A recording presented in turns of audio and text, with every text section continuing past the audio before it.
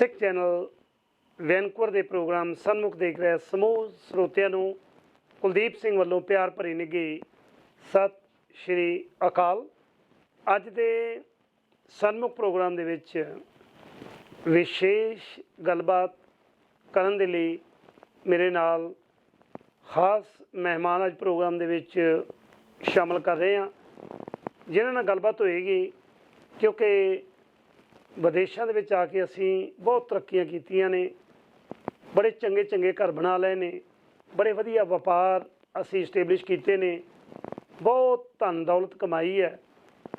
ਪਰ ਬਜ਼ੁਰਗਾਂ ਦਾ, ਵੱਡਿਆਂ ਦਾ ਇਹ ਕਹਿਣਾ ਹੁੰਦਾ ਸੀ ਕਿ ਜੇ ਸਭ ਤੋਂ ਵੱਡਾ ਧਨ ਅਸੀਂ ਆਪਣੀ ਔਲਾਦ ਨੂੰ ਨਾ ਸੰਭਾਲ ਸਕੇ ਤਾਂ ਫਿਰ ਬਣਾਏ ਵੱਡੇ ਮਹਿਲ, ਵੱਡੇ ਘਰ ਜਾਂ ਇਕੱਤਰ ਕੀਤੀ ਮਾਇਆ ਜਾਂ ਫਿਰ ਵੱਡੇ ਜਿਹੜੇ ਸਾਡੇ ਵਪਾਰਕ ਅਦਾਰੇ ਨੇ ਉਹ ਸਿਰਫ ਨਾਮਾਤਰ ਨੇ। ਸੋ ਬੱਚੇ ਸਾਡੇ ਜਿਹੜੇ ਗੈਂਗ ਦੇ ਵਿੱਚ ਜਾ ਰਹੇ ਨੇ, ਉਸ ਵਾਸਤੇ ਅੱਜ ਵਿਸ਼ੇਸ਼ ਗੱਲਬਾਤ ਕਰਨ ਲਈ ਸਾਡੇ ਨਾਲ ਉਚੇਚੇ ਤੌਰ 'ਤੇ ਪ੍ਰੋਗਰਾਮ ਦੇ ਵਿੱਚ ਜੈਕ ਖੋਸਾ ਸਾਰਜੈਂਟੋ ਸ਼ਾਮਲ ਹੋ ਰਹੇ ਨੇ। ਉਹਨਾਂ ਨਾਲ ਵਿਸ਼ੇਸ਼ ਗੱਲਬਾਤ ਕਰਦੇ ਹਾਂ। ਜੈਕ ਜੀ, ਸਭ ਤੋਂ ਪਹਿਲਾਂ ਅੱਜ ਦੇ ਇਸ ਵਿਸ਼ੇਸ਼ ਪ੍ਰੋਗਰਾਮ ਦੇ ਤੁਹਾਡਾ ਬਹੁਤ ਬਹੁਤ ਸਵਾਗਤ ਹੈ ਜੀ। ਥੈਂਕ ਯੂ ਜੀ, ਥੈਂਕ ਯੂ ਤੁਹਾਡਾ ਜਿਨ੍ਹਾਂ ਨੇ ਮੌਕਾ ਦਿੱਤਾ ਤੁਹਾਡੇ ਸੰਗਤ ਦੇ ਸਨਮੁਖ ਹੋਣ ਦਾ ਜੀ।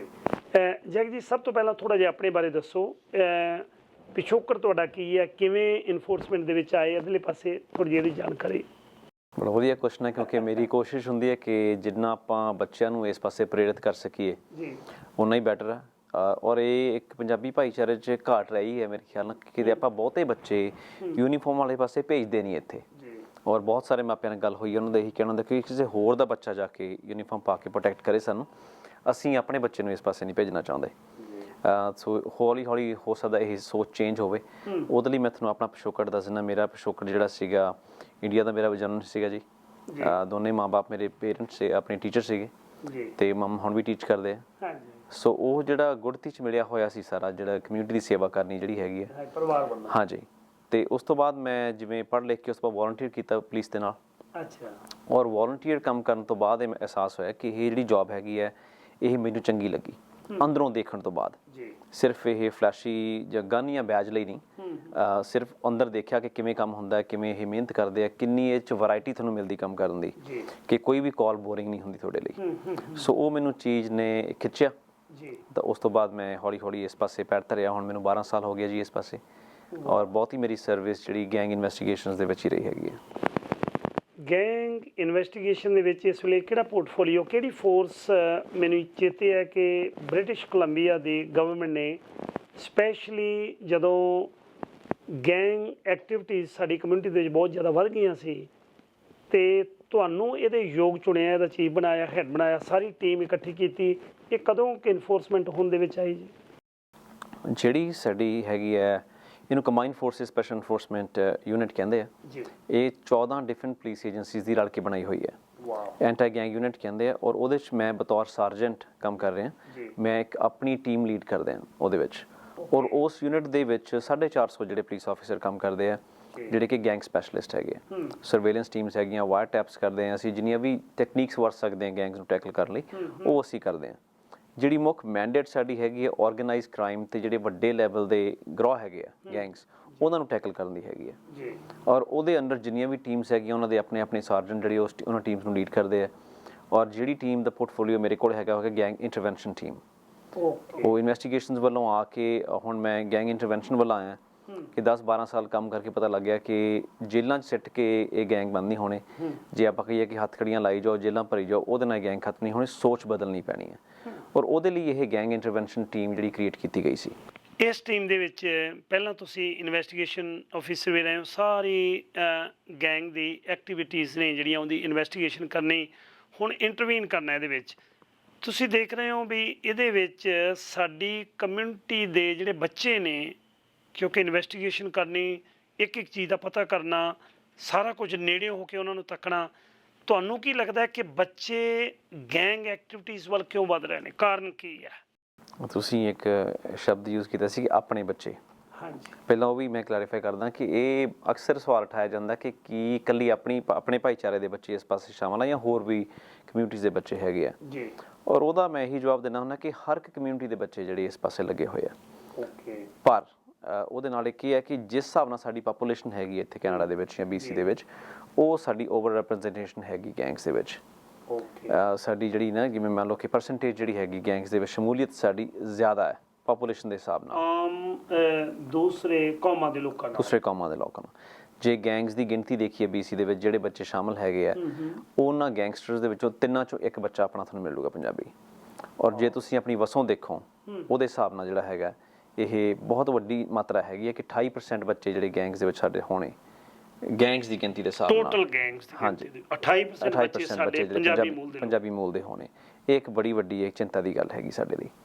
ਵਾਓ। ਉਸ ਤੋਂ ਬਾਅਦ ਆਪਾਂ ਜੀ ਦੇ ਅੰਕੜਿਆਂ ਦੇ ਹਿਸਾਬ ਨਾਲ, ਕਿਉਂਕਿ ਮੈਂ ਸਾਰੀ ਫੈਕਟਸ ਬੇਸ ਜਿਹੜੀ ਰਿਸਰਚ ਕੀਤੀ ਹੋਈ ਹੈ CFSU ਵੱਲੋਂ, ਸਾਡੀ ਏਜੰਸੀ ਵੱਲੋਂ, ਉਹਦੇ ਬੇਸ ਤੇ ਮੈਂ ਗੱਲ ਕਰ ਰਿਹਾ ਜੀ। ਔਰ ਇਹ ਮੈਂ ਵੀ ਇਸੇ ਭਾਈਚਾਰੇ ਨਾਲ ਬਿਲੋਂਗ ਕਰਦਾ। ਕੋਈ ਇਹ ਨਹੀਂ ਵੀ ਕੋਈ ਹੋਰ ਉੱਤੇ ਕੋਈ ਚਿੱਕੜ ਸਿੱਟ ਰਿਹਾ, ਔਰ ਨਾ ਹੀ ਕੋਈ ਇਹ ਚਿੱਕੜ ਸਿੱਟਣ ਵਾਲੀ ਗੱਲ ਹੈ। ਜਿੰਨਾ ਚਿਰ ਅਸੀਂ ਫੈਕਟਸ ਨੂੰ ਪਛਾਣਾਂਗੇ ਨਹੀਂ, ਉਹਦਾ ਇਲਾਜ ਅਸੀਂ ਕਿਵੇਂ ਕਰਾਂਗੇ। ਤੋਂ ਪਿਛਲਾ ਦਹਾਕਾ ਸਾਰਾ ਅਸੀਂ ਇੱਕ ਡਿਨਾਇਲ 'ਚ ਕੱਢਤਾ ਕਿ ਦੇਖੋ ਜੀ ਨਹੀਂ ਇਹ ਪਹਿਲਾਂ ਤਾਂ ਗੈਂਗਸ ਪ੍ਰੋਬਲਮ ਹੈ ਹੀ ਨਹੀਂ, ਮੰਨਣ ਨੂੰ ਤਿਆਰ ਨਹੀਂ ਸੀ ਕੋਈ। ਉਸ ਤੋਂ ਬਾਅਦ ਆਇਆ ਕਿ ਨਹੀਂ ਜੀ ਹੈਗੀ ਆ, ਪਰ ਬਾਕੀ ਸਾਰੇ ਆਂ 'ਚ ਵੀ ਹੈਗੀ ਆ। ਪਰ ਮੇਰੀ ਇਹ ਹੁੰਦੀ ਕਿ ਜੇ 10 ਘਰਾਂ ਨੂੰ ਅੱਗ ਲੱਗੀ ਹੋਈ ਹੈ, ਨਾਲ ਦੇ ਆਂਢ ਗੁਆਂਢ 'ਚ ਵੀ ਲੱਗੀ ਹੋਈ ਹੈ, ਪਹਿਲਾਂ ਆਪਣੀ ਤੇ ਬੁਝਾ ਲਓ। ਇਹ ਨਾ ਕਹੋ ਕਿ ਵੀ ਉਹ 2 ਘਰ ਛੱਡ ਕੇ ਵੀ ਲੱਗੀ ਹੋਈ, ਸਾਡੇ ਵੀ ਲੱਗੀ ਹੋਈ ਹੈ।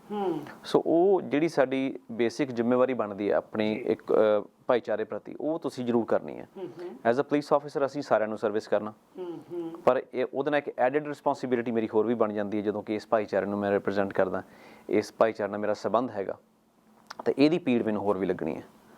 ਸੋ ਇਹ ਇੱਕ ਗੱਲ ਮੈਂ ਕਲੈਰੀਫਾਈ ਕਰਨੀ ਚਾਹੁੰਦਾ ਸੀ ਕਿ ਇੱਕ ਆਪਣੇ BC ਦੇ ਵਿੱਚ ਸਭ ਤੋਂ ਘੱਟ ਉਮਰ ਦਾ ਬੱਚਾ ਜਿਹਦੇ ਤੇ ਗੋਲੀ ਚੱਲੀ ਸੀਗੀ, ਉਹ 15 ਸਾਲ ਦਾ ਸੀ, ਔਰ ਉਹ ਵੀ ਪੰਜਾਬੀ ਭਾਈਚਾਰੇ ਨਾਲ ਸੰਬੰਧਿਤ ਸੀ। ਸੋ ਤੁਸੀਂ ਇਸ ਤਰ੍ਹਾਂ ਦੇ ਅੰਕੜੇ ਦਾ ਦੇਖ ਲਓ ਵੀ ਗੱਲ ਕਿੱਥੇ ਖੜੀ ਹੈ ਇੱਥੇ ਹੁਣ। ਦੂਸਰਾ ਤੁਹਾਡਾ ਸਵਾਲ ਸੀਗਾ ਕਿ ਬੱਚੇ ਗੈਂਗਸ ਵੱਲ ਜਾਂਦੇ ਕਿਉਂ ਨੇ, ਕਿਉਂਕਿ ਜਿਹੜੀ ਗੱਲ ਮੈਂ ਤੁਹਾਨੂੰ ਪੁੱਛੀ ਸੀ ਵੀ ਆਪਣੇ ਬੱਚੇ ਇਸ ਕਰਕੇ ਮੈਂ ਤੁਹਾਨੂੰ ਉਚੇਚੇ ਤੌਰ ਦੇ ਉੱਤੇ ਕਿਹਾ ਕਿਉਂਕਿ ਆਪਣੀ ਕਮਿਊਨਿਟੀ ਦਾ ਇੱਕ ਰਿਲਾਇਬਲ ਜਾਂ ਪਤਾ ਸੀ ਕਿ ਇਹ ਵਿਅਕਤੀ ਆਪਣੀ ਕਮਿਊਨਿਟੀ ਨੂੰ ਫੋਰਸਿਸ ਦੇ ਵਿੱਚੋਂ ਵਧੀਆ ਤਰੀਕੇ ਨਾਲ ਰਿਪਰੈਜ਼ੈਂਟ ਕਰ ਸਕਦਾ ਹੈ। ਸ਼ਾਇਦ ਸਰਕਾਰਾਂ ਨੇ ਤੁਹਾਨੂੰ ਉਸ ਦੇ ਯੋਗ ਹੋਣ ਦੇ ਬਾਵਜੂਦ ਤੁਹਾਨੂੰ ਚੁਣਿਆ ਕਿ ਤੁਸੀਂ ਕਮਿਊਨਿਟੀ ਦੇ ਵਿੱਚ ਵਧੀਆ ਅਵੇਅਰਨੈਸ ਲਿਆ ਸਕਦੇ ਹੋ। ਤੁਸੀਂ ਦੇਖ ਰਹੇ ਹੋ ਵੀ ਸਾਡੇ ਬੱਚੇ ਜਿਹੜੇ ਇੱਧਰਲੇ ਪਾਸੇ ਜਾ ਰਹੇ ਨੇ, ਭਾਵੇਂ ਕੁਝ ਪੇਰੈਂਟਸ ਨੇ ਬੜੀਆਂ ਵਧੀਆ ਪੜ੍ਹਾਈਆਂ ਉਹਨਾਂ ਨੂੰ ਕਰਾ ਰਹੇ ਨੇ, ਸਭ ਕੁਝ ਕਰ ਰਹੇ ਨੇ, ਇਹਦੇ ਬਾਵਜੂਦ ਸਾਰੀਆਂ ਸਹੂਲਤਾਂ ਹੋਣ ਦੇ ਬਾਵਜੂਦ ਬੱਚਾ ਗੈਂਗ ਵੱਲ ਜਾ ਕਿਉਂ ਰਿਹਾ, ਉਹਦਾ ਕਾਰਨ ਕੀ ਹੈ? ਜਦੋਂ ਅਸੀਂ ਪਿਛਲੇ ਸਾਲ LA ਗਏ ਸੀਗੇ ਟ੍ਰੇਨਿੰਗ ਦੇ ਲਈ, ਔਰ ਉੱਥੇ ਅਕਸਰ ਜਾਂਦੇ ਕਿਉਂਕਿ ਉੱਥੇ ਵੀ ਗੈਂਗਸ ਕਾਫੀ ਹੈਗੇ, ਜਿਵੇਂ ਕੰਪਟਨ ਏਰੀਆ ਦੇ ਵਿੱਚ ਬਹੁਤ ਜ਼ਿਆਦਾ, ਸ਼ਿਕਾਗੋ ਦੇ ਵਿੱਚ, ਤਾਂ ਅਸੀਂ ਦੇਖਣਾ ਚਾਹੁੰਦੇ ਸੀ ਕਿ ਉਹਨਾਂ ਨੇ ਕਿਹੋ ਜਿਹੇ ਟੂਲ ਇੰਪਲੀਮੈਂਟ ਕੀਤੇ ਜੋ ਅਸੀਂ ਇੱਥੇ ਲੈ ਕੇ ਆ ਸਕਦੇ ਹਾਂ। ਸੋ ਇੱਕ ਤਰ੍ਹਾਂ ਦੇ ਆਈਡੀਆ ਸ਼ੇਅਰਿੰਗ ਵਾਲੀ ਗੱਲ ਹੁੰਦੀ ਹੈ। ਔਰ ਉੱਥੇ ਜਾ ਕੇ ਇੱਕ ਹੋਮ ਬॉय ਇੰਡਸਟਰੀਜ਼ ਨਾਮ ਦੀ ਇੱਕ ਆਰਗੇਨਾਈਜੇਸ਼ਨ ਚੱਲਦੀ ਹੈ ਜਿਹੜੇ ਕਿ ਗੈਂਗਸਟਰ ਹੈਗੇ ਆਲਰੇਡੀ, ਉਹਨਾਂ ਨੂੰ ਕੱਢਣ 'ਚ ਮਦਦ ਕਰਦੀ ਹੈ। ਔਰ ਇੱਕ ਉਹ ਫਾਦਰ ਚਲਾ ਰਹੇ ਹੈਗੇ ਉਸ ਆਰਗੇਨਾਈਜੇਸ਼ਨ ਨੂੰ, ਔਰ ਬੜੀ ਸਕਸੈਸਫੁਲ ਹੈ ਕਿਉਂਕਿ ਮੈਂ ਦੇਖਿਆ ਕਿ ਬਲੱਡਸ ਐਂਡ ਕ੍ਰਿਪਸ ਤੇ ਜਿਹੜੇ 2 ਡਿਫਰੈਂਟ ਗੈਂਗਸਟਰ ਹੈਗੇ ਆ, ਇੱਕ ਦੂਜੇ ਨੂੰ ਮਾਰਨ ਨੂੰ ਤੁਲੇ ਰਹਿੰਦੇ ਸਾਰਾ ਦਿਨ, ਪਰ ਉਹ ਇਕੱਠੇ ਕੰਮ ਕਰ ਰਹੇ ਉਸ ਆਰਗੇਨਾਈਜੇਸ਼ਨ 'ਚ, ਬ੍ਰੈਡ ਬਣਾ ਰਹੇ ਹੈ, ਬੇਕਰੀ ਚਲਾ ਰਹੇ ਹੈ। ਤਾਂ ਉਹ ਇੱਕ ਸਕਸੈਸ ਸਟੋਰੀ ਸੀ ਸਾਡੇ ਲਈ। ਪਰ ਉਹਨਾਂ ਨੇ ਮੈਨੂੰ ਪੁੱਛਿਆ ਕਿ ਜੈਕ ਤੁਸੀਂ ਦੱਸੋ ਵੀ ਗੈਂਗਸ 'ਚ ਬੱਚੇ ਕਿਉਂ ਜਾਂਦੇ ਆ? ਤਾਂ ਜਿਵੇਂ ਇੱਕ ਬੰਦੇ ਨੂੰ ਹੁੰਦਾ ਕਿ ਮੈਂ ਬਹੁਤ ਪੜ੍ਹਿਆ ਲਿਖਿਆ, ਮੈਨੂੰ ਜ਼ਿਆਦਾ ਪਤਾ, ਮੈਂ 10 ਸਾਲ ਇਨਵੈਸਟੀਗੇਸ਼ਨ 'ਚ ਕੰਮ ਕੀਤਾ, ਤਾਂ ਮੈਂ ਉਹਨਾਂ ਨੂੰ ਬੜੇ ਜਿਹੜੇ ਬਣੇ ਬਣਾਏ ਉੱਤਰ ਦਿੱਤਾ ਕਿ ਦੇਖੋ ਜੀ ਪੈਸੇ ਲਈ, ਪੀਅਰ ਪ੍ਰੈਸ਼ਰ ਲਈ, ਜਾਂ ਇੱਕ ਚਮਕ ਦਮਕ ਲਈ, ਜਾਂ ਰੋਹ ਪਾਉਣ ਲਈ ਬੱਚੇ ਗੈਂਗਸ ਵੱਲ ਜਾਂਦੇ ਆ। ਤਾਂ ਉਹਨਾਂ ਨੇ ਮੈਨੂੰ ਹੱਸ ਕੇ ਕਿਹਾ ਕਿ ਨਹੀਂ, ਇਹ ਕਾਰਨ ਨਹੀਂ ਹੈਗਾ, ਇਹ ਉੱਤੇ ਦਿਸਦੇ ਕਾਰਨ ਹੈਗੇ ਆ, ਅੰਦਰ ਡੀਪ ਰੂਟਡ ਕਾਰਨ ਕੀ ਹੈਗੇ ਆ। ਤਾਂ ਮੇਰੇ ਕੋਲ ਵਾਕਈ ਕੋਈ ਜਵਾਬ ਨਹੀਂ ਸੀ ਉਹਨਾਂ ਦੀ ਗੱਲ ਦਾ। ਮੈਂ ਵਾਪਸ ਆਇਆ ਇੱਥੇ ਆ ਕੇ ਜਿੰਨੀਆਂ ਫਾਈਲਾਂ ਮੈਂ ਸ਼ੁਰੂ ਕੀਤੀਆਂ, ਮੈਂ ਉਹਨਾਂ ਦੀ ਇੱਕ ਡੀਪ ਤਰੀਕੇ ਨਾਲ ਪੜਚੋਲ ਜਿਹੜੀ ਸ਼ੁਰੂ ਕੀਤੀ ਉਹਨਾਂ 'ਚ ਦੇਖਿਆ, ਤੇ ਪਤਾ ਲੱਗਿਆ ਕਿ ਵਾਕਿਆ ਜਿਵੇਂ ਗੰਢੇ ਦੀਆਂ ਆਪਾਂ ਛਿੱਲਦੇ ਨਾ ਉੱਤੋਂ ਨੂੰ, ਅੰਦਰੋਂ ਕੁਛ ਹੋਰ, ਉਹ ਚੀਜ਼ ਦਿਸਣ ਨੂੰ ਮਿਲੀ ਕਿ ਕਾਰਨ ਜਿਹੜੇ ਮਿਲੇ ਮੈਨੂੰ, ਡੋਮੈਸਟਿਕ ਵਾਇਲੈਂਸ, ਜਿਹੜਾ ਕਿ ਆਪਾਂ ਸੋਚਦੇ ਨਹੀਂ ਕਿ ਘਰ ਦੇ ਵਿੱਚ ਕੁੱਟਮਾਰ ਜਿਹੜੀ ਹੁੰਦੀ ਬੱਚੇ ਤੇ ਕਿਸ ਤਰ੍ਹਾਂ ਅਸਰ ਪਾਉਂਦੀ ਆ। ਅੱਛਾ, ਬੱਚਾ ਛੋਟੀ ਉਮਰ ਦਾ ਉਹ ਦੇਖ ਰਿਹਾ, ਜਦੋਂ ਉਹਨੇ ਵੱਡਾ ਹੋਣਾ ਹੈ ਉਹਨੇ ਉਹ ਗੁੱਸਾ ਕਿਤੇ ਨਾ ਕਿਤੇ ਕੱਢਣਾ। ਫਿਰ ਦੂਸਰਾ ਹੋਇਆ ਕਾਰਨ ਮੈਂਟਲ ਹੈਲਥ ਇਸ਼ੂਜ਼, ਇਹਦੇ ਬਾਰੇ ਆਪਾਂ ਕਦੇ ਗੱਲ ਨਹੀਂ ਕਰਦੇ। ਇਹ ਸਾਰੇ ਉਹ ਟੈਬੂ ਟੌਪਿਕਸ ਜਿਹੜੇ ਆਪਾਂ ਆਪਣੀ ਕਮਿਊਨਿਟੀ ਡਿਸਕਸ ਬਹੁਤ ਘੱਟ ਕਰਦੀ ਹੈ। ਹੁਣ ਡੋਮੈਸਟਿਕ ਵਾਇਲੈਂਸ ਦੇ ਵਿੱਚ ਹੋ ਗਿਆ, ਆਪਾਂ ਗੱਲ ਨਹੀਂ ਕਰਦੇ ਇਹਦੇ ਬਾਰੇ, ਮੰਨਣ ਨੂੰ ਤਿਆਰ ਨਹੀਂ। ਜੇ ਕਰਦੇ ਵੀ ਤਾਂ ਇਹ ਕਹਿੰਦੇ ਵੀ ਜੀ ਲੇਡੀਜ਼ ਦੇ ਉੱਤੇ ਕੁੱਟਮਾਰ ਹੁੰਦੀ ਹੈ, ਆਪਾਂ ਸਾਰਿਆਂ ਨੂੰ ਪਤਾ ਕਿ ਦੋਨੇ ਤਰਫੋਂ ਹੁੰਦੀ ਕਈ ਵਾਰ। ਸੋ ਡੋਮੈਸਟਿਕ ਵਾਇਲੈਂਸ ਕੋਈ ਵੀ ਕਰੇ, ਚਾਹੇ ਮਾਂ ਬਾਪ 'ਤੇ ਕਰੇ, ਬਾਪ ਮਾਂ 'ਤੇ ਕਰੇ, ਬੱਚੇ 'ਤੇ ਅਸਰ ਉਨਾ ਹੀ ਪੈਣਾ ਉਹਦਾ। ਮੈਂਟਲ ਹੈਲਥ ਦੇ ਵਿੱਚ ਆ ਜਾਂਦਾ ਹੈ ਕਿ ਦੇਖੋ ਜੀ ਅਸੀਂ ਆਪਣੇ ਬੱਚੇ ਨੂੰ ਕਮਲਾ ਨਹੀਂ ਕਹਿ ਸਕਦੇ, ਔਰ ਇਹ ਸਾਰਿਆਂ ਨੂੰ ਪਤਾ ਕਿ ਮੈਂ ਹੁਣ ਸਾਈਕੋਲੋਜਿਸਟ ਨਹੀਂ ਗਾ, ਪਰ ਫਿਰ ਵੀ ਪਤਾ ਕਿ ਮੈਂਟਲ ਹੈਲਥ ਜਿਹੜਾ ਕਿ ਸਿਰਫ ਕਮਲਾ ਹੋਣਾ ਨੂੰ ਮੈਂਟਲ ਹੈਲਥ ਨਹੀਂ ਕਹਿੰਦੇ, ਬਹੁਤ ਤਰ੍ਹਾਂ ਦੀਆਂ ਬਿਮਾਰੀਆਂ ਜਿਹੜੀਆਂ ਬੱਚਿਆਂ ਨੂੰ ਲੱਗ ਸਕਦੀਆਂ। ਡਿਪਰੈਸ਼ਨ ਹੋ ਗਿਆ, ਕਲੀਨਿਕਲ ਡਿਪਰੈਸ਼ਨ ਤੱਕ ਚੱਲੀ ਜਾਂਦੀ ਗੱਲ, ਪਰ ਉਹਦੇ ਬਾਰੇ ਵੀ ਕਦੇ ਗੱਲ ਨਹੀਂ ਹੁੰਦੀ, ਉਹਨੂੰ ਲੁਕੋਇਆ ਜਾਂਦਾ। ਕਈ ਬੱਚੇ ਪੜ੍ਹਨ ਦੇ ਵਿੱਚ ਥੋੜ੍ਹੇ ਸਲੋ ਹੁੰਦੇ ਆ, ਉਹਨਾਂ ਨੂੰ ਚੈਲੰਜਸ ਹੁੰਦੇ ਆ, ਉਹ ਫਿਰ ਬੱਚਿਆਂ ਨੂੰ ਯੂਜ਼ ਕੀਤਾ ਜਾਂਦਾ। ਹੁਣ 1-2 ਸਰੀ ਦੇ ਗੈਂਗਸਟਰ ਜਿਹੜੇ ਹੈਗੇ ਆ, ਜਿਹੜੇ ਕਿ ਐਕਟਿਵਲੀ ਗੋਲੀਆਂ ਵੀ ਚਲਾ ਰਹੇ ਆ ਬਾਹਰ, ਕਾਫੀ ਵੱਡੇ ਲੈਵਲ 'ਤੇ ਉਹ ਕੰਮ ਕਰ ਰਹੇ ਗੈਂਗਸ ਦਾ, ਜਦੋਂ ਉਹਨਾਂ ਦੇ ਪੇਰੈਂਟਸ ਨਾਲ ਬੈਠ ਕੇ ਗੱਲ ਕੀਤੀ ਤਾਂ ਉਹਨਾਂ ਦੇ ਮਾਮ ਕਹਿੰਦੇ ਕਿ ਇਹ ਇੰਨਾ ਡਰਦਾ ਹੁੰਦਾ ਸੀ ਕਿ ਬਾਥਰੂਮ ਇਕੱਲਾ ਨਹੀਂ ਸੀ ਜਾਂਦਾ ਪਿਛਲੇ ਸਾਲ ਤੱਕ।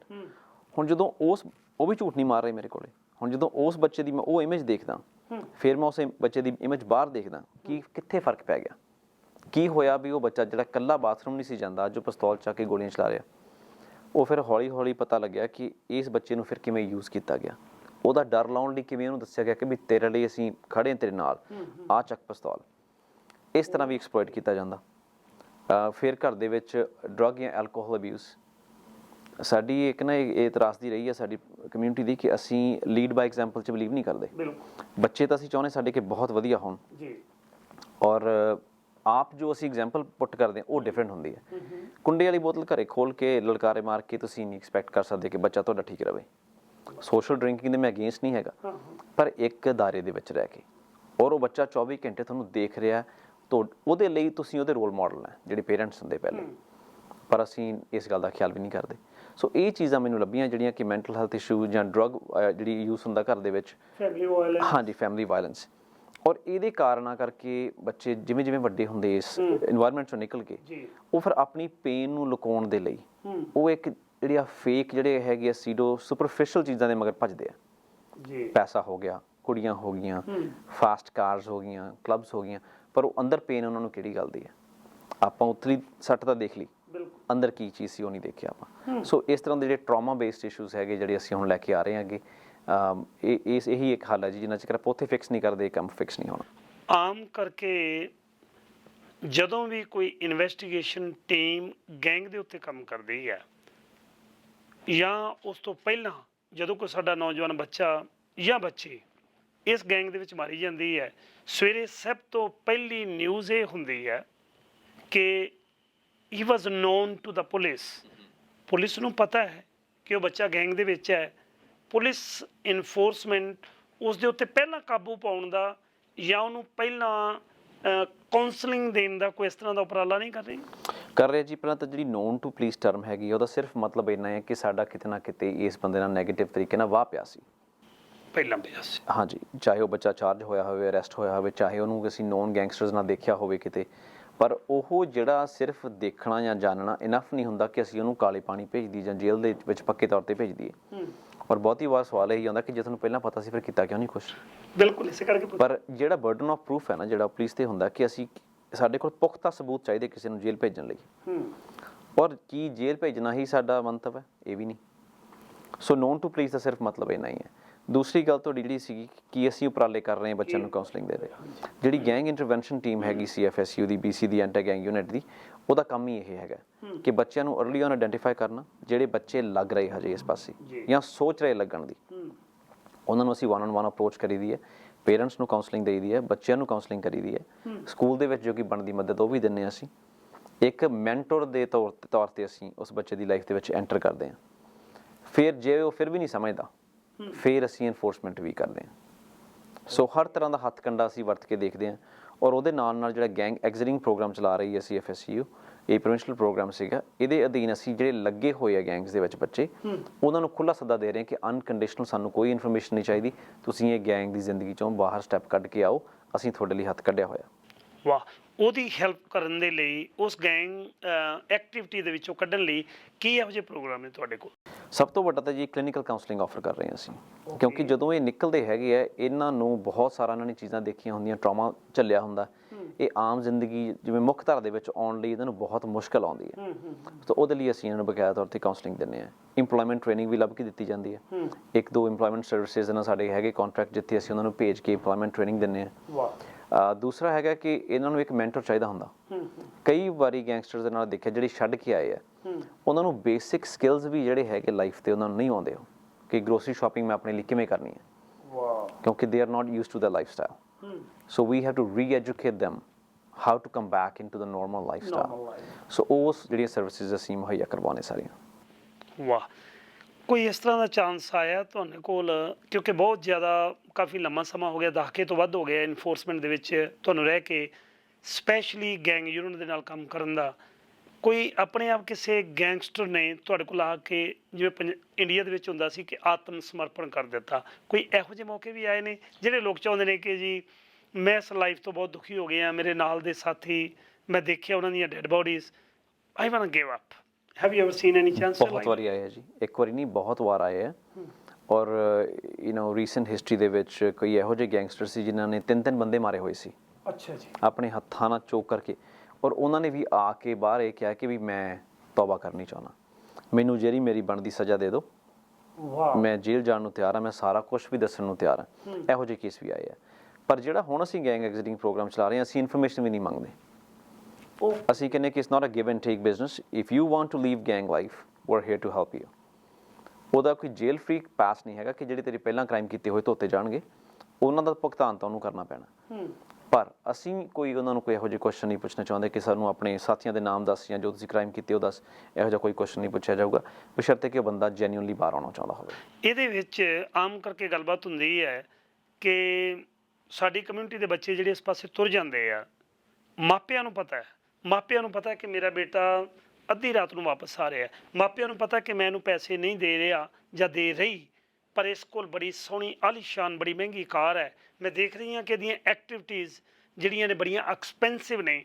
ਕਦੇ ਪੇਰੈਂਟਸ ਨੇ ਵੀ ਅਪਰੋਚ ਕੀਤਾ ਡਾਇਰੈਕਟਲੀ ਤੌਰ 'ਤੇ ਕਿ ਮੇਰਾ ਬੱਚਾ ਹੈ ਜਿਹੜਾ ਇਸ ਪਾਸੇ ਤੁਰ ਗਿਆ, ਜਾਂ ਤੁਰਨ ਦੇ ਚਾਂਸਿਸ ਨੇ, ਸਾਨੂੰ ਸ਼ੱਕ ਪੈ ਰਿਹਾ?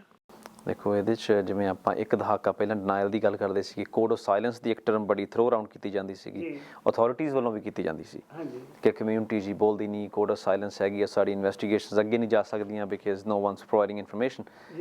ਮੈਂ ਹੁਣ ਤੁਹਾਨੂੰ ਕਹਿ ਸਕਦਾ ਕਿ 110 ਫਾਈਲਾਂ ਜਨਰੇਟ ਹੋਈਆਂ ਪਿਛਲੇ ਸਾਲ ਦੇ ਵਿੱਚ, 110, ਜਿਹੜੀਆਂ ਪੇਰੈਂਟਸ ਨੇ ਫੋਨ ਕਰਕੇ ਸਾਨੂੰ ਕਿਹਾ ਕਿ ਸਾਡੇ ਬੱਚੇ drug dealer, we need help. So ਇਹ ਹੋਇਆ ਸਿਰਫ ਇਸ ਕਮਿਊਨਿਟੀ ਦੀ ਸਪੋਰਟ ਕਰਕੇ, ਕਿਉਂਕਿ ਅਸੀਂ ਜਾ ਕੇ ਮਿਲੇ, ਕਮਿਊਨਿਟੀ ਇੰਗੇਜਮੈਂਟ ਵਧਾਈ, ਕਮਿਊਨਿਟੀ ਨੇ ਆਪਣੇ ਡੋਰ ਖੋਲ੍ਹੇ, ਬਾਹਾਂ ਖੋਲ੍ਹੀਆਂ ਸਾਡੇ ਲਈ, ਤਾਂ ਉਹ ਜਿਹੜਾ ਪੋਜ਼ੀਟਿਵ ਇੱਕ ਰਿਸ਼ਤਾ ਬਣਿਆ ਸਾਡਾ ਟਰਸਟ ਦਾ, ਉਹਦੇ ਕਰਕੇ ਕਮਿਊਨਿਟੀ ਸਾਨੂੰ ਫੋਨ ਕਰਦੀ ਹੈ। ਪਰ ਹਜੇ ਵੀ ਮੈਂ ਕਹਿੰਦਾ ਕਿ ਬਹੁਤ ਸਾਰੇ ਪੇਰੈਂਟਸ ਜਿਹੜੇ ਨਹੀਂ ਕਰਦੇ, ਪਰ ਇਹ ਇੱਕ ਬਹੁਤ ਵੱਡੀ ਜਿੱਤ ਸੀਗੀ ਸਾਰਿਆਂ ਲਈ ਕਿ ਸਾਨੂੰ ਉਹ ਐਟਲੀਸਟ ਹੈਲਪ ਤਾਂ ਮੰਗ ਰਹੇ। ਪਰ ਪ੍ਰੋਬਲਮ ਆਉਂਦੀ ਕਿ ਕਿਸ ਸਟੇਜ 'ਤੇ ਮੰਗ ਰਹੇ ਆ। ਬਹੁਤੀਆਂ ਕਾਲਸ ਉਹਨਾਂ 'ਚ ਉਹੋ ਜਿਹੀਆਂ ਜਿਨ੍ਹਾਂ ਦੇ ਬੱਚੇ ਘਰ ਛੱਡ ਕੇ ਜਾ ਚੁੱਕੇ ਹੈ ਜਾਂ ਐਕਟਿਵਲੀ ਡਰੱਗ ਡੀਲਿੰਗ 'ਚ ਪਏ ਹੋਏ ਆ, ਗੈਂਗਸ ਦੇ ਵਿੱਚ ਪਏ ਹੋਏ ਆ। ਅਸੀਂ ਚਾਹੁੰਦੇ ਕਿ ਉਸ ਜਿਹੜੀ ਕਾਲਸ ਦਾ ਜਿਹੜਾ ਹੈਗਾ ਨਾ ਟਾਈਮਿੰਗ ਜਿਹੜੀ ਹੋਰ ਘਟਾ ਕੇ ਕਰਦੀ ਹੈ ਕਿ ਜਦੋਂ ਬੱਚਾ ਪਹਿਲੀ ਵਾਰ ਤੁਹਾਡਾ ਕੋਈ ਡਰੱਗ ਦੀ ਕੈਂਡੀ ਵੇਚ ਕੇ ਆਇਆ ਜਾਂ ਸੋਚ ਰਿਹਾ, ਸਾਨੂੰ ਉਦੋਂ ਹੀ ਫੋਨ ਕਰੋ, ਅਸੀਂ ਆਵਾਂਗੇ, ਬਕਾਇਦਾ ਤੌਰ 'ਤੇ ਤੁਹਾਨੂੰ ਸਰਵਿਸ ਦਿੱਤੀ ਜਾਊਗੀ। ਹੁਣ ਕਈ ਵਾਰੀ ਫਰਸਟ੍ਰੇਸ਼ਨ ਹੁੰਦੀ ਮਾਪਿਆਂ ਨੂੰ ਕਿ ਅਸੀਂ ਜੀ ਫੋਨ ਵੀ ਕੀਤਾ ਸੀ, ਸਾਡਾ ਮਸਲਾ ਹੱਲ ਨਹੀਂ ਹੋਇਆ। ਹੁਣ ਜੇ ਬੱਚਾ ਘਰ ਛੱਡ ਕੇ ਚਲਾ ਗਿਆ, ਕਿਸੇ ਅਪਾਰਟਮੈਂਟ ਦੇ ਵਿੱਚ ਰਹਿ ਰਿਹਾ, ਹੀ ਇਜ਼ ਐਨ ਐਡਲਟ, ਤੇ ਉਹ ਕਹਿੰਦਾ ਵੀ ਮੈਂ ਤਾਂ ਜੈਗ ਇਹੀ ਜ਼ਿੰਦਗੀ ਜਿਉਣੀ ਆ, thank you but no thank you. ਇਸ ਤਰ੍ਹਾਂ ਵੀ ਹੋਇਆ। I don't want to go back to my parents and I don't want to stop selling drugs. ਉੱਥੇ ਜੈਗ ਕੋਈ ਜਾਦੂਗਰ ਤਾਂ ਹੈ ਨਹੀਂਗਾ ਕਿ ਮੈਂ ਛੜੀ ਮਾਰਾਂ ਤੇ ਉਹ ਬੱਚਾ ਚੇਂਜ ਹੋ ਜਾਊਗਾ। Good and bed always exist in society. ਪਰ ਕੋਸ਼ਿਸ਼ ਹੈ ਕਿ ਬਹੁਤੀਆਂ ਲੜਾਈਆਂ ਜਿੱਤ ਲਈਆਂ ਜਾਣ, ਕੁਛ ਅਸੀਂ ਹਾਰਾਂਗੇ ਵੀ, ਕਿਉਂਕਿ ਮੈਂ ਕਦੇ ਵੀ ਮੀਡੀਆ ਦੇ ਉੱਤੇ ਆ ਕੇ ਕੋਈ ਇਹੋ ਜਿਹਾ ਯੂਟੋਪੀਆ ਨਹੀਂ ਬਣਾਇਆ ਕਿ ਅਸੀਂ ਸਾਰੇ ਬੱਚਿਆਂ ਨੂੰ ਹਟਾ ਲਾਂਗੇ, ਨਹੀਂ ਹੋ ਸਕਦਾ। ਪਰ ਕੋਸ਼ਿਸ਼ 100% ਸਾਡੀ ਇਹੀ ਰਹੂਗੀ ਕਿ ਹਰ ਫਾਈਲ ਨੂੰ ਜਿਵੇਂ ਮੇਰਾ ਕੋਈ ਆਪਣਾ ਬੱਚਾ ਹੋਵੇ ਇਸ ਤਰ੍ਹਾਂ ਟ੍ਰੀਟ ਕੀਤਾ ਜਾਊਗਾ। ਵਾਹ ਜੀ ਵਾਹ। ਤੁਹਾਨੂੰ ਮੈਂ ਹੁਣ ਨਾਮ ਨਹੀਂ ਲੈਣਾ ਚਾਹੁੰਦਾ, ਕੁਝ ਬੱਚੇ ਜਿਹੜੇ ਗੈਂਗ ਤੋਂ ਬਾਅਦ ਹੈਂਡੀਕੈਪ ਹੋ ਗਏ, ਇਸ ਵੇਲੇ ਵੀਲ ਚੇਅਰ ਦੇ ਉੱਤੇ ਨੇ, ਇਹੋ ਜਿਹੇ ਲੋਕ, ਇਹੋ ਜਿਹੇ ਬੱਚੇ ਨੇ ਜਿਹੜੇ ਆਪਣੀ ਗੈਂਗ ਸਟਾਈਲ ਲਾਈਫ ਨੂੰ ਛੱਡ ਕੇ ਨੋਰਮਲ ਜ਼ਿੰਦਗੀ ਜੀ ਰਹੇ ਨੇ ਅਤੇ ਜਿਉਣਾ ਚਾਹੁੰਦੇ ਨੇ, ਉਹਨਾਂ ਵੱਲੋਂ ਕੋਈ ਤੁਹਾਨੂੰ ਇਸ ਤਰ੍ਹਾਂ ਦੀ ਹੈਲਪ ਕੀਤੀ ਜਾਂਦੀ ਹੈ? ਕਿਉਂਕਿ ਪ੍ਰੈਕਟੀਕਲ ਐਕਸਪੀਰੀਅੰਸ ਗੈਂਗ ਦੇ ਵਿੱਚ ਉਹਨਾਂ ਦਾ, ਤੁਹਾਡਾ ਕੰਮ ਹੈ ਇਨਵੈਸਟੀਗੇਸ਼ਨ ਕਰਨਾ, ਕੋਈ ਇਸ ਤਰ੍ਹਾਂ ਦੀ ਹੈਲਪ ਮਿਲਦੀ ਹੈ ਜਾਂ ਇੱਦਾਂ ਦਾ ਸੁਨੇਹਾ ਆਮ ਪਬਲਿਕ ਲਈ ਜਿਹੜੇ ਸਾਡੇ ਬੱਚੇ ਇੱਧਰਲੇ ਪਾਸੇ ਤੁਰ ਰਹੇ ਨੇ, ਉਹਨਾਂ ਲਈ ਤੁਹਾਨੂੰ ਇਸ ਤਰ੍ਹਾਂ ਦਾ ਕੋਈ ਐਗਜ਼ਾਮਪਲ ਮੈਂ ਚਾਹੁੰਦਾ ਕਿ ਜ਼ਰੂਰ ਤੁਸੀਂ? ਉਹ ਵੀ ਹੈਗੇ ਜੀ। ਇੱਕ ਤਾਂ ਤੁਹਾਨੂੰ ਮੈਂ ਨਾਮ ਲੈ ਕੇ ਵੀ ਦੱਸ ਸਕਦਾ, ਜੋਰਡਨ ਬੂਨਾ ਨਾਮ ਦਾ ਇੱਕ ਲੜਕਾ ਸੀਗਾ ਜਿਹੜਾ ਕਿ ਗੈਂਗਸ ਦੇ ਵਿੱਚ ਸ਼ਾਮਲ ਸੀ, ਜੇਲ੍ਹ ਵੀ ਕੱਟੀ, ਪਿਸਤੌਲ ਦੇ ਚਾਰਜਾਂ 'ਚ ਅੰਦਰ ਵੀ ਗਿਆ, ਉਹ ਕਾਫੀ ਵੱਡੇ ਲੈਵਲ 'ਤੇ ਉਹ ਇਨਵੋਲਵ ਸੀਗਾ। ਪਰ ਉਸਨੇ ਆਪਣੀ ਲਾਈਫ ਟਰਨ ਅਰਾਊਂਡ ਕੀਤੀ ਕਰਕੇ ਯੂਨੀਵਰਸਿਟੀ ਗਿਆ, ਡਿਗਰੀ ਫਿਨਿਸ਼ ਕੀਤੀ, ਔਰ ਉਹ ਹੁਣ ਸਰੀ ਦੇ ਇੱਕ ਸਰੀ ਸੇਫ ਸਕੂਲ ਦੇ ਨਾਲ ਕੰਮ ਕਰ ਰਿਹਾ, ਜੋ ਬੱਚਿਆਂ ਨੂੰ ਸਿਖਾ ਰਿਹਾ ਵੀ ਇਸ ਪਾਸੇ ਨਹੀਂ ਜਾਣਾ। ਉਹ ਇੱਕ ਐਗਜ਼ਾਮਪਲ ਸੀ। ਹੋਰ ਬਹੁਤ ਸਾਰੀਆਂ ਐਗਜ਼ਾਮਪਲ ਹੈ, ਕਿਉਂਕਿ CFSU ਦੇ ਅੰਡਰ ਅਸੀਂ ਨਾ ਇੱਕ ਐਂਡ ਗੈਂਗ ਲਾਈਫ ਕੈਂਪੇਨ ਚਲਾਈ ਹੋਈ ਹੈ। ਐਂਡ ਗੈਂਗ ਲਾਈਫ, ਹਾਂਜੀ, ਉਹ ਤੁਹਾਡੇ ਜਿੰਨੇ ਵੀ ਸਰੋਤੇ ਸੁਣ ਰਹੇ ਹੈਗੇ ਆ, endganglife.ca ਵੈਬਸਾਈਟ ਦੇ ਉੱਤੇ ਜਾ ਕੇ ਤੁਸੀਂ ਉਹ ਜਿੰਨੀਆਂ ਵੀਡੀਓਜ਼ ਤੇ ਅਸੀਂ ਆਡੀਓਜ਼ ਪ੍ਰੋਡਿਊਸ ਕਰਦੇ ਹਾਂ ਉਹ ਸਾਰੀਆਂ ਗੈਂਗਸਟਰ ਦੀਆਂ ਸਟੋਰੀਜ਼ ਜਿਹੜੀਆਂ ਰੀਅਲ ਲਾਈਫ ਸਟੋਰੀਜ਼ ਦੇ ਬੇਸ ਤੇ ਕਰਦੇ ਹਾਂ। ਵਾਹ। ਔਰ ਉਹਦੇ 'ਚ ਅਸੀਂ ਜਿਹੜੇ ਗੈਂਗਸਟਰ ਲੱਗੇ ਹੋਏ ਸੀ ਜਾਂ ਛੱਡ ਕੇ ਆ ਚੁੱਕੇ ਆ ਉਹਨਾਂ ਦੀ ਇੰਟਰਵਿਊਜ਼ ਵੀ ਅਸੀਂ ਦਿਲ ਤਾਂ ਕਰਦਾ ਹੈ ਕਿ ਤੁਹਾਡੇ ਵੱਲੋਂ ਜਿਹੜੀ ਵਧੀਆ ਜਾਣਕਾਰੀ ਸਾਡੀ ਕੌਮ ਦੇ ਨੌਜਵਾਨ ਬੱਚੇ ਤੇ ਬੱਚੀਆਂ ਲਈ ਹੈ। ਅਖੀਰ ਦੇ ਵਿੱਚ ਇਹ ਦੱਸੋ ਕਿ ਇਹਦੇ ਵਿੱਚ ਸਾਡੇ ਮੇਲ ਬੱਚੇ ਸ਼ਾਮਲ ਨੇ ਜਾਂ ਬੱਚੀਆਂ ਵੀ ਕੁਝ ਸ਼ਾਮਲ ਨੇ ਜੀ? ਬੱਚੀਆਂ ਵੀ ਹੈਗੀਆਂ ਜੀ, ਬਹੁਤ ਵੱਡੀ ਗਿਣਤੀ 'ਚ ਹੈਗੀਆਂ। ਪੰਜਾਬੀ ਭਾਈਚਾਰੇ ਨਾਲ ਸੰਬੰਧਿਤ ਬਹੁਤ ਸਾਰੀਆਂ ਕੁੜੀਆਂ ਡਰੱਗ ਡੀਲਿੰਗ ਦੇ ਵਿੱਚ ਇਨਵੋਲਵ ਹੈਗੀਆਂ। ਸੋ ਇਹ ਵੀ ਚੰਗਾ ਤੁਹਾਡਾ ਕੁਐਸਚਨ ਸੀ, ਕਿਉਂਕਿ ਬਹੁਤੇ ਮਾਪੇ ਇਹ ਸੋਚ ਕੇ ਅੱਖਾਂ ਬੰਦ ਕਰ ਲੈਂਦੇ ਕਿ ਜੀ ਇਹ ਮੁੰਡਿਆਂ ਦਾ ਮਸਲਾ ਹੈਗਾ। ਇਹ ਮੁੰਡਿਆਂ ਦਾ ਮਸਲਾ ਨਹੀਂ, ਇੱਥੇ ਕੁੜੀਆਂ ਵੀ ਸ਼ਾਮਲ ਹੈਗੀਆਂ। ਤਾਂ ਇਹਦੇ 'ਚ ਇਹਨਾਂ ਨੂੰ ਐਜ਼ ਅ ਡਰਾਈਵਰ ਯੂਜ਼ ਕੀਤਾ ਜਾਂਦਾ, ਜਾਂ ਇਹਨਾਂ ਨੂੰ ਕਿਹਾ ਜਾਂਦਾ ਕਿ ਡਰੱਗ ਜਾਂ ਗਨਸ ਹੋਲਡ ਕਰੋ ਘਰ ਦੇ ਵਿੱਚ। ਪ੍ਰੋਸਟੀਟਿਊਸ਼ਨ ਦੇ ਵਿੱਚ ਇਨਵੋਲਵ ਕੀਤਾ ਜਾਂਦਾ ਕਿ ਤੁਹਾਨੂੰ ਅਸੀਂ $2000 ਦਿਨ ਦਾ ਦੇਵਾਂਗੇ, ਹੋਟਲ 'ਚ ਤੁਸੀਂ ਰਹਿਣਾ, ਉੱਥੇ ਕਮਰੇ ਦੇ ਵਿੱਚ ਕੈਮਰੇ ਲੱਗੇ ਹੋਣਗੇ, ਜਿਹੜੇ ਗਾਹਕ ਆਉਣਗੇ ਉਹ ਤੁਸੀਂ ਪ੍ਰੋਸਟੀਟਿਊਸ਼ਨ ਕਰਨੀ ਹੈ, ਔਰ ਪ੍ਰੋਸਟੀਟਿਊਸ਼ਨ ਜਦੋਂ ਸਲੋ ਹੁੰਦੀ ਹੈ ਉਹ ਤੁਸੀਂ ਡਰੱਗ ਵੇਚਣੀ ਹੈ। ਮੈਂ 15 ਸਾਲ ਦੀ ਕੁੜੀ ਨਾਲ ਪਿਛਲੇ ਵੀਕ ਮੀਟਿੰਗ ਕੀਤੀ ਸੀ, ਔਰ ਉਹਨੂੰ ਅਸੀਂ ਬਾਹਰ ਕੱਢ ਕੇ ਲਿਆਏ ਇਸ ਕੰਮ ਦੇ ਵਿੱਚੋਂ, ਔਰ ਉਹਨੇ ਦੱਸਿਆ ਕਿ 12 ਦਿਨ ਉਹਨੂੰ ਸੌਣ ਨਹੀਂ ਦਿੱਤਾ ਗਿਆ। 12 ਦਿਨ ਉਹਨੂੰ, ਜਦੋਂ ਵੀ ਉਹ ਸੌਂਦੀ ਸੀ ਉਹਨੂੰ ਸੌਣ ਦੀ ਕੋਸ਼ਿਸ਼ ਕਰਦੀ ਸੀ, ਕੋਕੇਨ ਦਾ ਉਹਨੂੰ ਦਿੱਤਾ ਜਾਂਦਾ ਸੀਗਾ ਡੋਜ਼। ਸੋ ਇਸ ਤਰ੍ਹਾਂ ਦੇ ਹਾਲਾਤ ਬਾਹਰ ਬਣੇ ਹੋਏ ਆ। ਸੋ ਪਲੀਜ਼ ਜਿੰਨਾ ਵੀ ਆਪਣੇ ਆਪ ਨੂੰ ਅਸੀਂ ਐਜੂਕੇਟ ਕਰ ਸਕੀਏ ਤਾਂ ਹੀ ਬੱਚੇ ਬਚਾ ਸਕਦੇ ਹਾਂ ਜੀ ਆਪਣੇ। ਜੈਕ ਜੀ, ਬਹੁਤ ਵਧੀਆ ਜਾਣਕਾਰੀ ਸਾਡੀ ਕਮਿਊਨਿਟੀ ਦੇ ਵਿੱਚ ਅਵੇਅਰਨੈਸ ਲਾਉਣ ਦੇ ਲਈ, ਜਾਗਰਤੀ ਲਿਆਉਣ ਦੇ ਲਈ ਤੁਸੀਂ ਦਿੱਤੀ ਹੈ। ਅਤੇ ਆਉਣ ਵਾਲੇ ਅਗਲੇ ਐਪੀਸੋਡ ਦੇ ਵਿੱਚ ਹੋਰ ਤੁਹਾਡੇ ਨਾਲ ਗੱਲਬਾਤ ਕਰਕੇ ਮਾਪਿਆਂ ਦਾ ਇਹਦੇ ਪ੍ਰਤੀ ਕੀ ਰੋਲ ਬਣਦਾ ਹੈ, ਬੱਚਿਆਂ ਦਾ ਕੀ ਰੋਲ ਹੈ, ਇਹਦੀ ਗੱਲਬਾਤ ਆਪਾਂ ਅਗਲੇ ਐਪੀਸੋਡ ਦੇ ਵਿੱਚ ਕਿਸੇ ਵੇਲੇ ਕਰਾਂਗੇ। ਤੁਹਾਡਾ ਬਹੁਤ ਬਹੁਤ ਧੰਨਵਾਦ, ਤੁਸੀਂ ਸਮਾਂ ਕੱਢਿਆ ਅਤੇ ਬਹੁਤ ਅਹਿਮ ਜਾਣਕਾਰੀ ਗੈਂਗ ਤੋਂ ਬਚਣ ਲਈ ਜਿਹੜੇ ਸਾਡੇ ਬੱਚੇ ਨੇ ਉਹਨਾਂ ਲਈ ਸੁਨੇਹਾ ਦਿੱਤਾ ਹੈ ਜੀ। Thank you so nice. ਉਮੀਦ ਹੈ ਕਿ ਅੱਜ ਦਾ ਪ੍ਰੋਗਰਾਮ ਵਿਸ਼ੇਸ਼ ਜਾਣਕਾਰੀ ਸਾਡੇ ਬੱਚੇ ਗੈਂਗ ਵੱਲ ਕਿਉਂ ਜਾ ਰਹੇ ਨੇ ਇਹ ਤੁਹਾਨੂੰ ਪਸੰਦ ਆਇਆ ਹੋਵੇਗਾ। ਅਗਲੇ ਐਪੀਸੋਡ ਲੈ ਕੇ ਫਿਰ ਤੁਹਾਡੇ ਨਾਲ ਹਾਜ਼ਰ ਹੋਵਾਂਗੇ। ਸਤਿ ਸ਼੍ਰੀ ਅਕਾਲ।